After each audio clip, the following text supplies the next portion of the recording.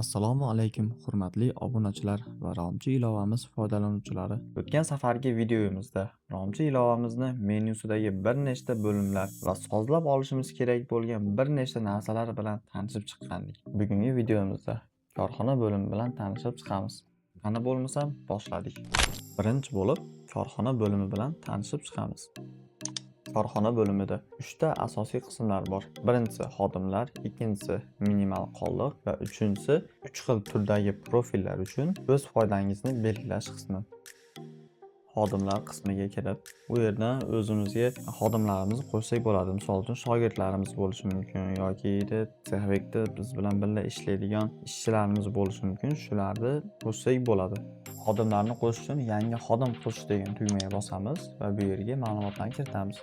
Qo'shayotgan xodimimizning ismi va telefon raqamini kiritib qo'yamiz. Bundan keyin xodimimiz nima ish qilishini tanlashimiz kerak.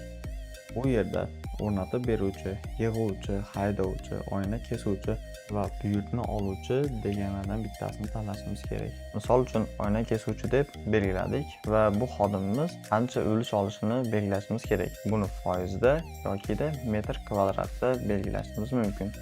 Misol uchun 20% yozib qo'ysak bo'ladi. Va nihoyat hamma ma'lumotlarni kiritganimizdan so'ng taklif yuborish tugmasini bosib qo'yishimiz kerak bo'ladi.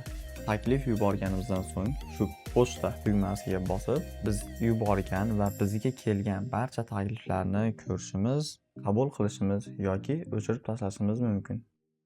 Va nihoyat Romchi ilovamizdan foydalanish bo'yicha kichkina qo'llanmamizning ikkinchi qismi nihoyasiga yetdi. Video foydali bo'lgan bo'lsa, videoga like bosib, bizga obuna bo'lib qo'ying.